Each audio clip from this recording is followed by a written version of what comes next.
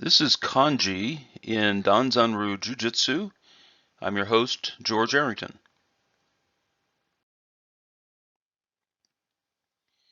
In this third part of our series on the Kiai no Maki, we'll be looking at those techniques that are concerned with use of the iron fan. So let's take a look at those. Here was a scroll that was presented by Professor Okazaki to students who had achieved the rank of second black belt.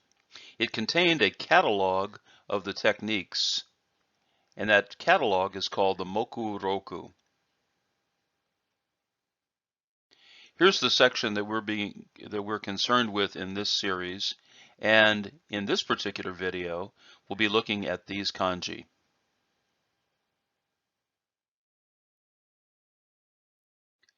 So here again, we look at Professor Okazaki's dojo in Honolulu, and let's take out the board that is concerned with the Kiai no Maki. And we'll be looking at these techniques here, which on the board are called Tetsusen no Maki. We will see that actually the name of this should be Tessen no Maki.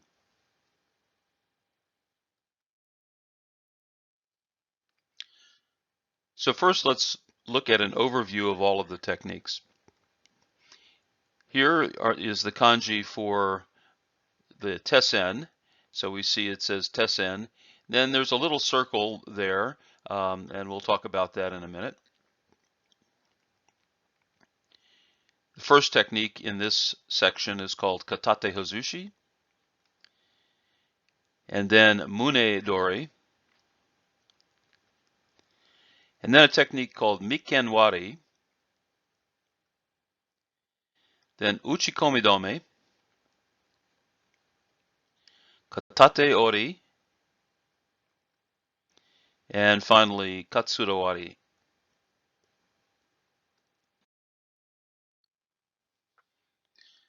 So let's look at the name of this section, Tessen. First off, let's address the elephant in the room here, this little circle, and what is that all about? Well, simply that is a period in Japanese. So the name of the board is written Tessen, and then there's a period.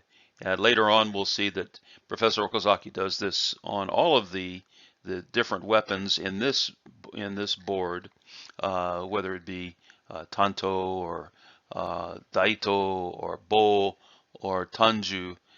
He puts those names and then a period and then the names of the techniques. So there's no big mystery. In other scrolls, by the way, he writes out the name Tessen no Maki, Daito no Maki, and so on, and gives the full name. But in this one, he just wrote Tessen. Okay, so the first character is Tetsu, and that means iron. And so we see that character, and we'll see some interesting parts of that character here in a moment. The second character, Sen, is the name for the folding fan that's used in Asia and Japan and China and other things, but specifically in Japan, it's called the sen. Now, it is okay to say Tetsu-sen. However, it is most common to contract those two words together with a double consonant between the two words. So Tetsu and Sen are contracted by taking the S and putting them together to make Tessen, T-E-S-S-E-N, Tessen. And that Tsu character is what's called a character for double consonant. And notice that the Tsu is a smaller version of Tsu, and so when it's written, you'll see the first character at a certain size, and then they'll have a small Tsu, and then the remaining characters or remaining hiragana.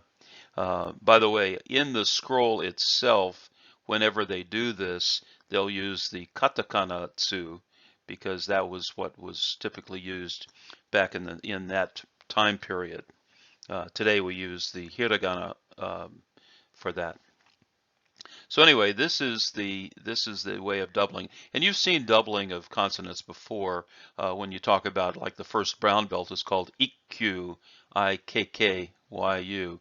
So it'd be ichi, the character for ichi, a little tsu, and then the character for kyu, um, and so on. Kappo, other words like that are contracted in this way. So let's look at the brush strokes for this name. All right, I'll turn on my laser pointer here, and let's take a look at them. Okay, so for Tetsu, it goes 1, 2, 3, 4. So there are 2 horizontals before the vertical. Then 5 is vertical. 6 comes in slightly. 7 comes in slightly, and 8 is a horizontal line that goes up slightly. If this character by itself were written, then this 8 stroke would be horizontal. By the way, this character here, if it's written as a single kanji, would be the character for gold. And whenever it's used as a radical for kanji, then it denotes that this thing, whatever this thing is, has to do with metal. So whenever you have a metal, whether it's iron or lead or copper or whatever, then this particular radical is used. Okay, now the remaining parts of this character, 9, 10, 11, both horizontals are done. Then 12, the sweeping stroke goes like so, and then 13 starts at the bottom of the bottom horizontal stroke and goes down like so. So that's Tetsu. Then the Sen is a horizontal stroke. Then 2 goes straight across and down a little bit. And then 3 closes up the third side of that little rectangle. And then 4 sweeps down like this, closing off the rectangle, and then leaving a space for the remaining part of this kanji. Then the inside of this kanji, it looks like there are 2 things that are basically the same thing. 5 goes across and down with a little hook, and 6 and then 7 goes up like so. And then we repeat that over to the side here. 8, down, hook, and 9 and 10. So interestingly, this part of the kanji is if you were to take that as a separate kanji, that would mean wing, and you would say that as ha in Japanese. By the way, those of you who know judo would recognize the technique kata ha jime, which is a single wing strangle. So there's a place where that is used. That is ha, or wing, and together this is sen, which means fan. By the way, just as a point of interest here, I believe that the reason that people who were not necessarily versed in Japanese, or maybe they weren't versed in Japanese and didn't realize this, may have read this as Tetsu sen. It's only kind of a theory, but it makes sense that someone would look at that and say, "Oh yeah, Tetsu sen," and that's why it was written that way. But it really should be Tessen.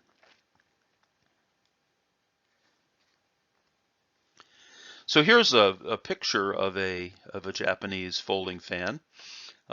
In the iron fan, it would be the same as this, or one version of the iron fan would be the same as a regular folding fan. It would work like a folding fan. It would open and close. But the difference is that the outer ribs, instead of being made of bamboo, would be made of iron, which was lacquered with a shiny black lacquer, both here on this section and then over here on the other outer portion there. So the outer ribs were made of iron, lacquered iron, and then the inner ribs were still made of bamboo slats, and there would be a paper um, connecting part here that usually had some sort of picture on it, a calligraphy or a picture or whatever. Okay, so that's one type of iron fan. There are other types of iron fan that were used. Now, uh, you might find in martial arts stores fans that have all aluminum ribs, both outer and inner aluminum ribs, with some sort of cloth uh, thing here, and maybe have some picture or dragon or something on it. Those are typically fans that are used in Chinese wushu. Um, I mean, you could use those in our iron fan techniques, but it's not, that's more of a Chinese style fan.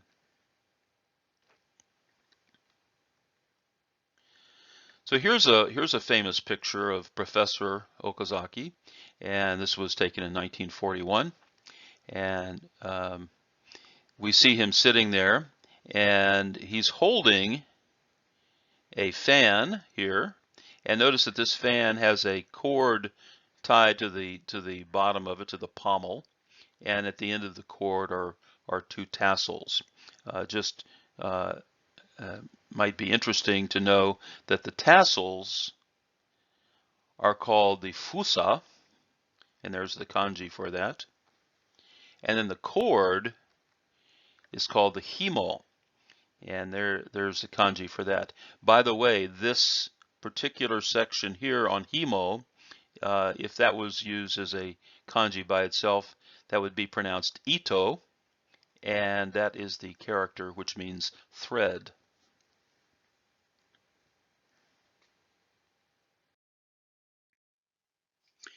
Okay, so let's next look at the technique called katate hazushi. So this is the first of these Tessen techniques. And this name is probably familiar to most Danzan-Ryu students, primarily because it's normally the first technique that you learn, katate hazushi and so forth, that you learn, the first and the second of those techniques that are in the Yawara technique, Yawara list. Okay, so let's see what each of these kanji mean. You may find something surprising that you may not have realized, or maybe may not be used to. So let's take a look. So kata is the first character, and it does not mean single, as you may have thought. It really means one-sided, implying one side of a pair. So this is one-sided something. The next character is te, which means hand.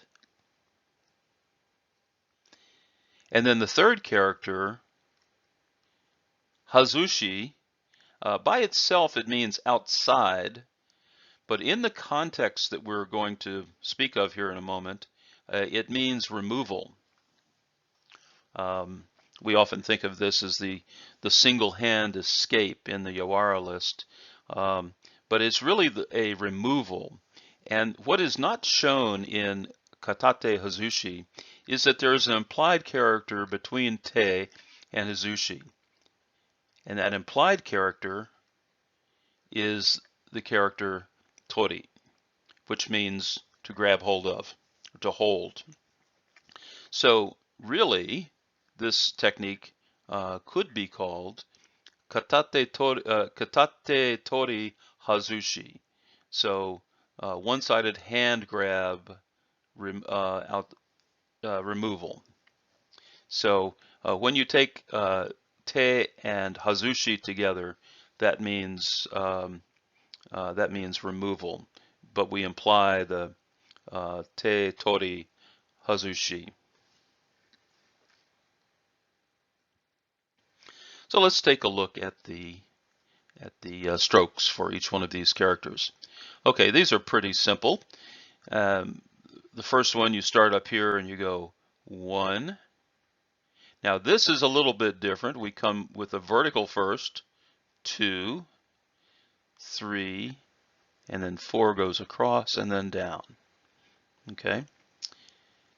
Te, you start up here at 1, come down, and then the 2 horizontal strokes, 2, 3, and then 4 comes down, arcing slightly to the right, and then kick up at the end, like so. All right, and then the Hazushi, you start up here 1, 2, so 2 has a little horizontal part and then it sweeps downward, and then 3. This is, by the way, this means like a crescent moon. And then 4 and 5, like so.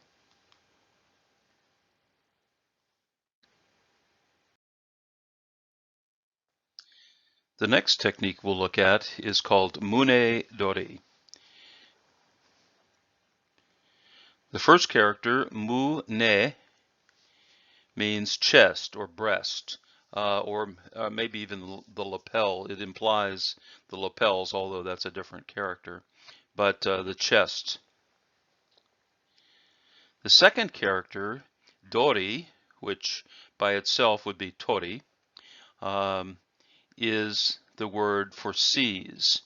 And as you saw in the Katate Hazushi technique, we saw a character Dori or Tori, which also means to grab hold of. And so really you'll see oftentimes these two characters. Sometimes they'll use the other Tori, sometimes they'll use this Tori. But here we see this this character Dori, which means to seize. So let's look at the brushstrokes for these two characters, and you should see some familiar things. So let's take the laser pointer and look at this part. This part you should recognize as what? Okay, if you said moon or meet, then you would be correct. It's also the character for month. So let's see how that goes. 1, 2 comes across, down with a little kick, 3, 4. Then the remaining part of this character, we first have this little container which consists of 5 and 6 coming down with a little hook on the end. So this is a little container that contains this piece. And this piece is like a bucket with an X on the inside. Now, when you make the X, so you start here with 7 going this way. To my way of thinking, normally when you're writing characters, you go from left to right in the parts that you're doing. For instance, with moon, you start on the left side and work your way to the right. On this part, you start from the right and go to the left. That's just the way it's done. So 7, 8, and then 9 comes down and across, and 10. So you have a little bucket with an X on the inside. So that's chest. The next character for Dori or Tori is this. Now you should recognize this piece as the radical for what? The correct answer is hand. So this, in fact, if you go back to Katate Hazushi, you'll see the full version of hand. It actually has one fewer stroke here on the radical. So this one goes 1 across, 2 comes down with a little hook on the end, a little kick on the end, and then 3 comes up at a slant like so. So that is the radical for hand. And then the remainder of this character goes like so. 4, 5, 6 with a hook, 7 and 8 horizontal pieces, and then you draw the 9 coming straight down through. and then finally 10 is this little piece right here. So that's the character for Dori, and so the strokes for Mune Dori there.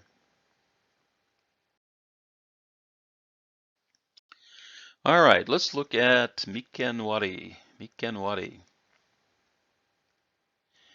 So the first character is called Mi, and it means eyebrow. In fact, this part right here in the character is the character for eye. In fact, it's pronounced moku, and you'll see that in other words. Specifically, the name of that scroll we saw at the beginning is called the Moku Roku, which means catalog altogether, but in this case it means eye. All right, the next one is Ken, and that means an interval or in between is what that implies. And what we see here is we see a gate with a sun between the gate, and so that's an interval or a space between. And then this last one, Wadi, should be very familiar to you if you've been watching this series. We've seen this many times. Wadi means to split. Okay. So let's look at the brush strokes here. For me, you come across and go 1, which goes straight across and then down. Then the 2 comes, this vertical piece comes down first, and then the 3 is the horizontal piece that comes across. So we have a partially open box with a vertical line through it, and then 4 closes off that box and sweeps down.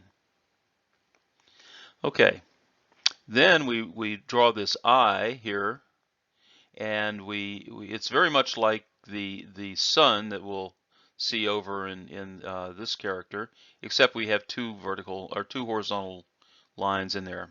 So it goes 5, 6, and then 7, 8, and 9, like so. Okay, so it's a box and with 2 lines in the middle and the bottom of the box, like that. Okay, for Ken, we see this. We see 1, 2, 3, 4, like so. And then on this part, we come down 1 shorter than, or excuse me, this should say 5, shorter than stroke 1. So we go 5, 6 goes over and then down, but it keeps going down and kicks up like so, and then 7 and 8 like that. So that by itself, those 2 by themselves would mean gate. But here we add this sun in the middle, so it goes 9, 10, 11, 12. And so all together that means interval. So that's Ken. And then this one we've done many times, but let's do it once more. This is 1, 2, 3, kick. 4, then 5 vertical first before the other 2 horizontals. 6 and 7. Then we draw a mouth. 8, 9, 10, and then we draw the blade over here on the right. This is the radical for blade. 11, 12, and kick up. All right, so that's Miken Wadi.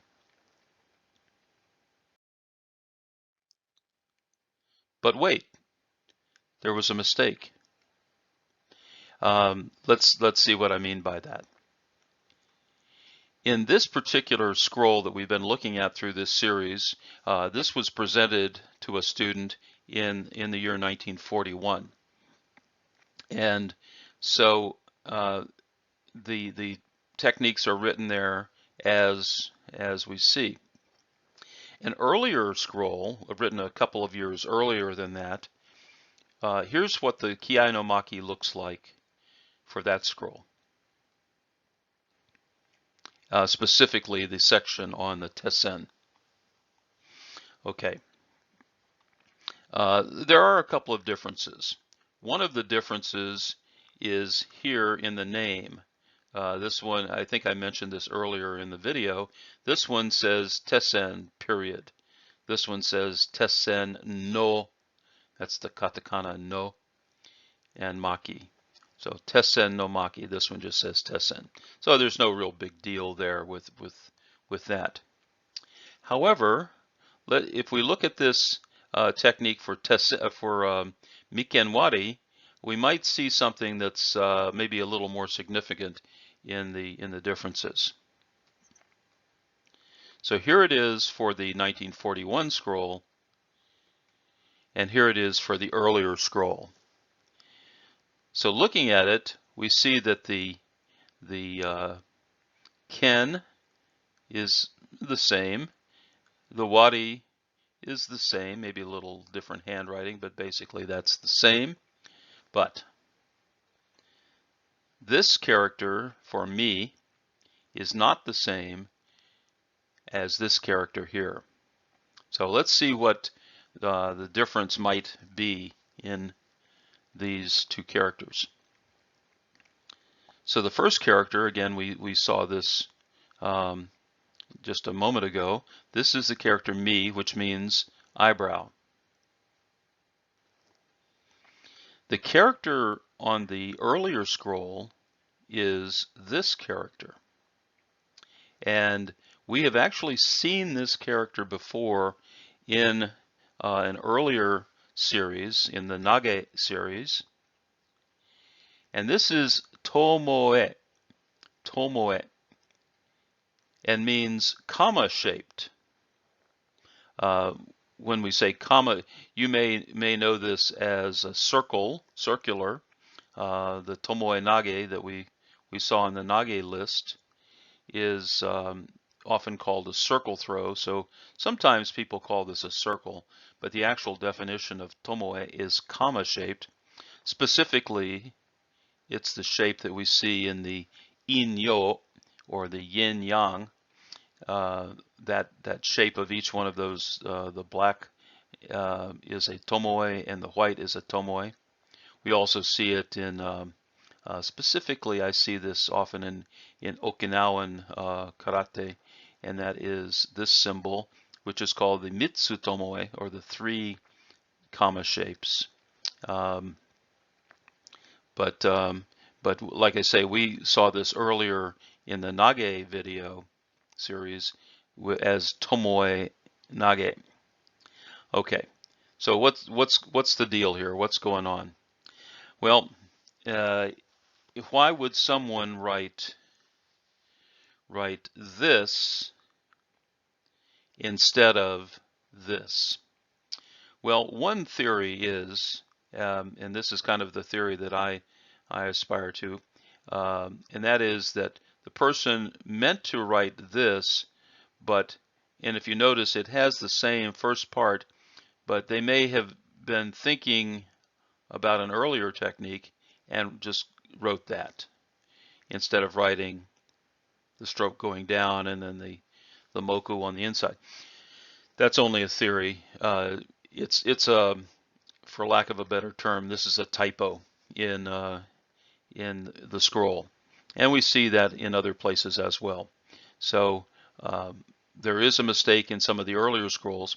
The problem in our Danzan-Ryu system is that some people used this earlier version and called it something like tomoe mawari, and it is and then tried to figure out, how do you have a circular, movement within this technique, and it just doesn't work.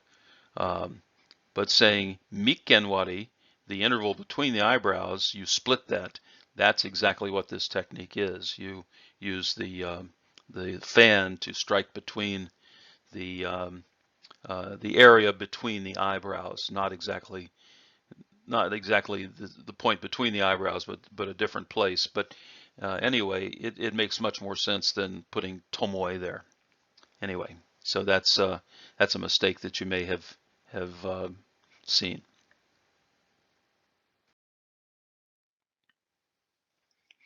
All right, uchi kome domi, and let's see what this looks like. So there are the characters uchi, kome, and tome. By the way, that could be tome instead of dome. Uchi by itself means to strike. You see that in sword and stick fighting. They come down with a strike, and they'll call that an uchi, something uchi. Then komi literally means crowded. You crowd into a subway, so it's crowded. But when taken together like this and saying uchikome, which is often done, it means to drive into. Specifically, again, if you have studied judo, there's a practice called uchikome where you go in and out, in and out, in and out of fitting into a throw. So driving into, fitting into is what uchikome means when put together. Now, dome or tome means to stop something. So you drive in to an opponent's attack and stop them with the fan.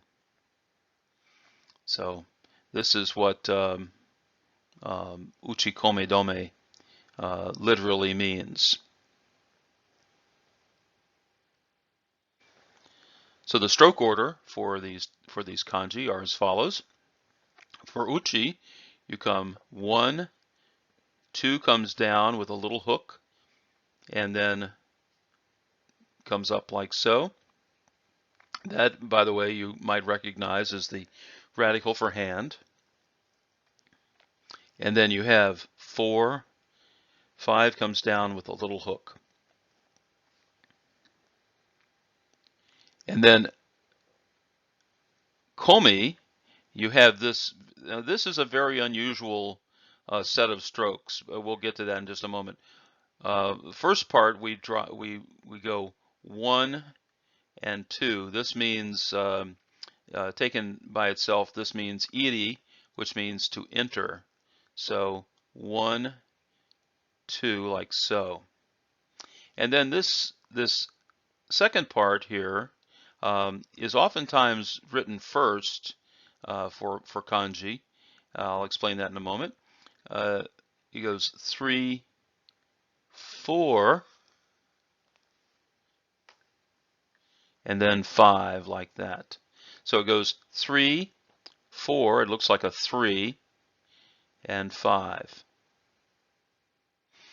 And we see this particular piece right here when we write the character for do, like in judo or kendo. You'll see that part written first. It goes 1, 2, and I kind of, when I write that, it's kind of these two parts you almost write as a single stroke. It goes 1, 2, like that. So da da da, like that. And then you write the inner part of do. So, but on this one, you do 1, 2, and then this part. Okay, so that's komi.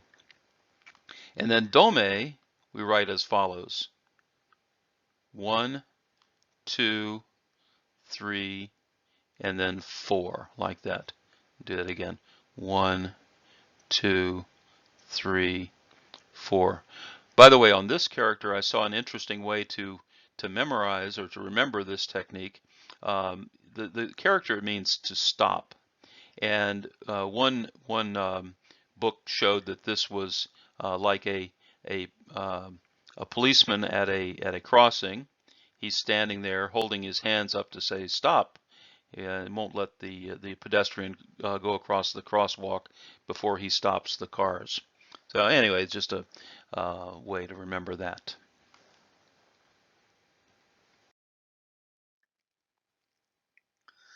All right, katate ori. All of these characters we have seen before, but let's take a look at them one at a time here. Kata, again, means one-sided. Te means hand. And do you remember what ori means? Ori means to break. And as you might remember, it can also mean to fold something, as in origami. But in this context, it means to break. All right. So let's take a look at the stroke order. This is a review. So 1, 2. So do the vertical one before you do the horizontal. 3, horizontal. 4 comes across and down. So that is kata. Te is 1, 2, 3, 4, kick. And then ori, again, we see the hand, 1, 2, down and kick, 3. And then the right side, we go 4, 5. You may remember me saying that oftentimes we do this one as 4, 5, and then 6, and then 7. So that's katate ori.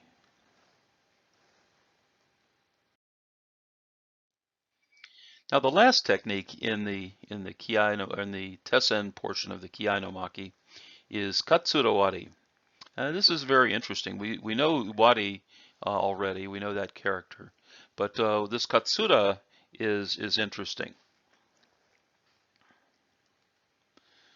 Katsura. And you may notice that in this particular portion of the character, we see the radical moku, which means tree, and then there's 2 earths stacked on top of each other here. Each one of these means earth or ground. So what is this? What does this mean? Well, this is the Judas tree, or the Japanese Judas tree. Although it's a tree that's found all over the world, the Judas tree, and we'll talk a little bit about that in a moment. And then wari, I hope you know by now, means to split. So this is the Judas tree split. So let's look at how to write this. The first part, like I said, was tree. It goes 1, 2, 3, 4, and so that's the character for tree. And then each one of these 2 pieces is the same. It means ground or earth, pronounced G. By the way, you may, those who have studied the Oku list may know that the technique Jigoku Otoshi, and that's the same G as in Jigoku. So this one goes 5, 6, we draw a cross, and then the base of that 7. And then repeat that here, 8, 9, and then 10. So that is the katsura, or Judas tree. And then wari, you may be tired of doing this one, but since it's interesting. The more complicated the kanji, maybe it's better to practice those more. So it goes 1, 2, 3 with a little kick, 4, and this one, remember, goes down first, and then 6 and 7 go across. Draw our mouth, 8, 9, 10, and then draw the blade, 11, 12, with a little kick up. And so that's katsura wari. Now you may be wondering, hey, what is this katsura all about what is the Judas tree. Well, here's a picture of a Judas tree, and it's in bloom. Usually it blooms around March or April, around Easter time. And the name might say, well, gee, why is it called the Judas tree? What the tradition is that this is the tree from which Judas Iscariot, after betraying Jesus Christ, hanged himself. So that's the Judas tree. Um, the other question that students often have, and I think I still have this question, is that why is the technique of katsurawari related to the Judas tree and splitting it? And the answer that I have is I don't know. So um, if you know the answer to that, then put it in the comments. But I'm not sure about why that's called the Judas tree split. But that is the Judas tree, and that's what it looks like in bloom. So the translation for several scrolls and other documents related to the Danzan-Ryu system are contained in great detail in my book, Mokoroku and Kaiden Sho, the official documents of Danzan-Ryu Jujutsu. And I recommend getting this from Amazon.com. Well, thanks for watching this video in the series of Kiai no Maki. Watch out for the next one, and I'll see you then.